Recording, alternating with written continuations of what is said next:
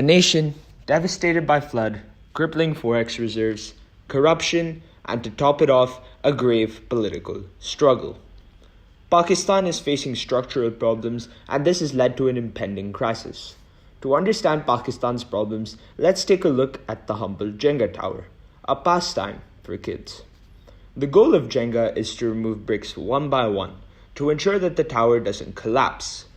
The winner is the one who's removed the most bricks and has not let the tower fall in the process of doing so. The crisis in Pakistan, much like a Jenga tower, has several structural layers that need explaining to discuss how the collapse happened. As always, greetings and welcome to Brainspace. I'm your host, Heetaarth, and today we'll be engaging in discussing the crisis in Pakistan, what led up to it, how things could have been prevented, and how I think the crisis in Pakistan will end up shaping the country in the near future, even more than it has at the moment. Let's go back to the Jenga tower analogy. Within a Jenga tower, there are multiple layers which keep it standing tall. Pakistan was much like this Jenga tower, standing extremely tall. However, the first player moved the block around late 2022. This player's name was General Qamar Javed Bajwa. General Bajwa was the former Chief of Army Staff in Pakistan. One thing to note about Pakistan is that while in most countries the nation has an army, in Pakistan the army had a nation. The army has taken everything from basic sugar mills all the way up to industrial machinery. It got so bad that the Bajwa family owns assets up to 12.7 billion Pakistani rupees, making them one of the richest families within Pakistan. Traditionally, the Pakistani army has been the pure influencing body behind politics and governance. To put into perspective, no Pakistani prime minister has ever fully completed a term, as they have either been mysteriously killed or have lost power in a shifty way.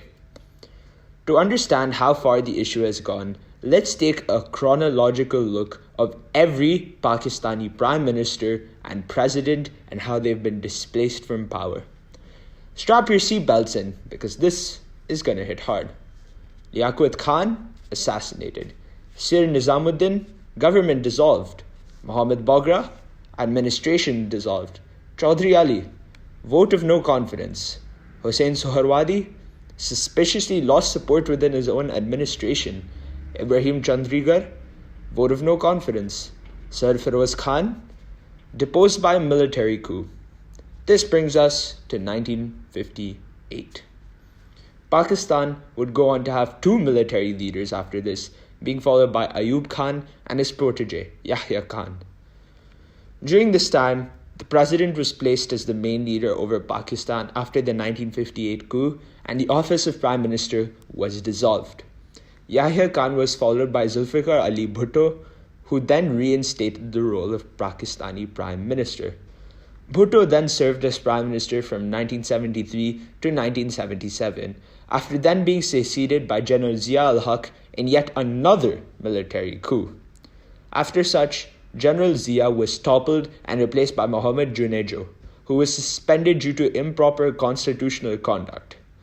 Junejo was then replaced by Zulfikar Ali Bhutto's daughter, Benazir Bhutto.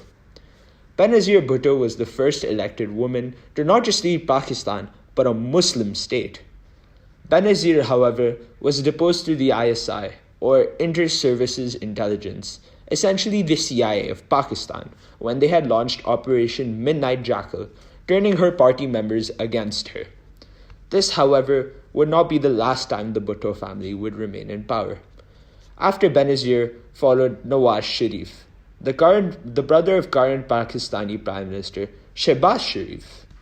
Nawaz Sharif served 3 consecutive terms, making his government one of the most unstable in Pakistan, also ironically the longest-serving Pakistani prime minister in history. Nawaz Sharif was found guilty on multiple accounts of corruption, which led him to flee to London. After Sharif tried to serve his second term, he was deposed in yet, you guessed it, another military coup. This coup was led by General Pervez Musharraf, and Musharraf was deposed 7 years later, where he later fled out of Pakistan. After Musharraf's deposition and fleeing from Pakistan, he was later replaced by 2 caretaker prime ministers, followed by Nawaz Sharif's second term, another caretaker prime minister, and then finally Imran Khan. Don't you find it rather strange how, throughout all of these prime ministers, many of them have lost power in rather interesting and suspicious ways? This is no different as to when Imran Khan was displaced from power, as he was botched in a vote of no confidence within Pakistan. With this in place, the Pakistani military establishment then proceeded to back Shehbaz Sharif as their new puppet in the throne of the Pakistani Prime Minister. In return for this, Sharif agreed to expand the army's grip over political and economic power within Pakistan, opting to further drive the country into improper means. Obviously, Imran Khan and his party, the PTI or the Pakistan Tehreek-e-Insaf, didn't enjoy this too much, and protests grew within Pakistan, but were at a generally low temperament at this point in time. Clashes were often apparent, especially within Pakistani Punjab after the supposed no-confidence motion against Prime Minister Imran Khan. On a further side note, even during Imran Khan's tenure as Prime Minister, Pakistan was gripped with an overwhelming debt crisis. This debt crisis was the result of Pakistan intending to modernize its economy by seeking foreign investment on large infrastructure projects. This is where the next player in the Jenga game comes in: China.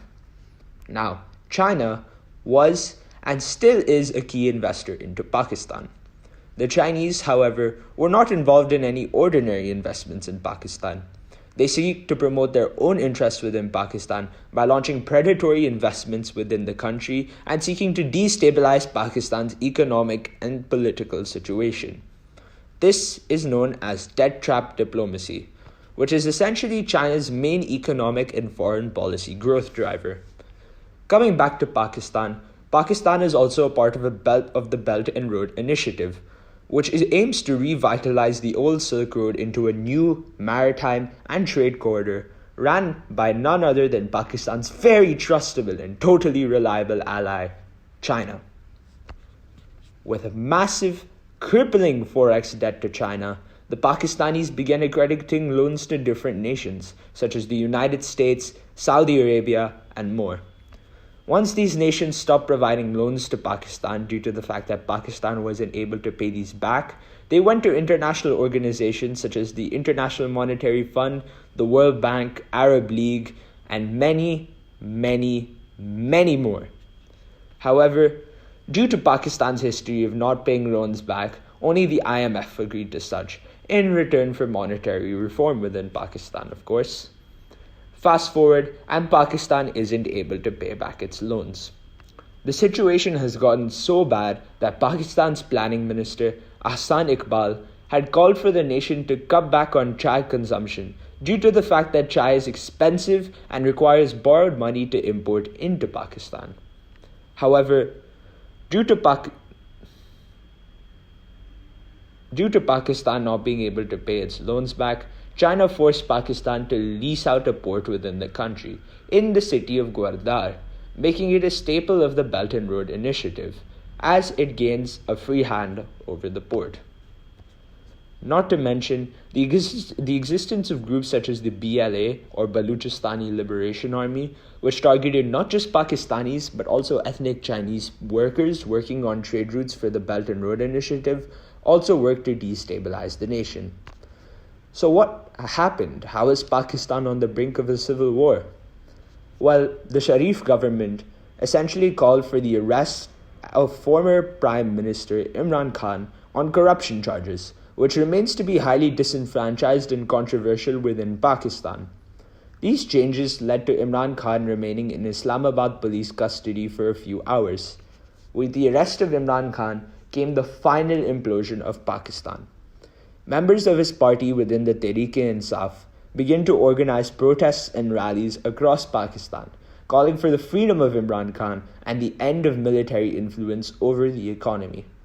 Army barracks, generals' homes, government offices, and everything in between were burnt down by protesters. Furthermore, regionalist separatist movements were also growing in Pakistan. Groups in Baluchistan, Khyber Pakhtunkhwa, Sindh, and other parts of Pakistan saw an increased amount in regionalism and support for separatism and the independence and merger of these states. These, however, were mostly put down by the ISI and their internal intelligence capabilities. So, what happens next? Where does Pakistan go from here? What could Pakistan do to save itself? Well, Pakistan at the present must reform intensively. Monetary reform must be adopted and economic growth needs to be put forward within the country. If the trajectory that Pakistan is going on keeps moving, Pakistan could possibly default on its debt to other countries in a similar fashion to Sri Lanka. The situation remains to be a powder keg for a potential civil war as separatist groups and political discourse runs rampant. Unless something isn't done, the Pakistani economy will continue to falter and terrorism and separatism will run rampant throughout the country. Furthermore, a re-election should be put forward in order to truly see which leader the Pakistani people wish to elect. This re-election should be under UN observation and the armed forces of Pakistan should have little to no say within this re-election. Unless this is done, fighting and discourse will continue. So what's the situation like now? The situation, while still tense, has calmed down a fair bit within Pakistan. Imran Khan was released in under 3 days and protests have died down at the time of writing. All we can do for this situation is to observe and watch as well as hope for the best.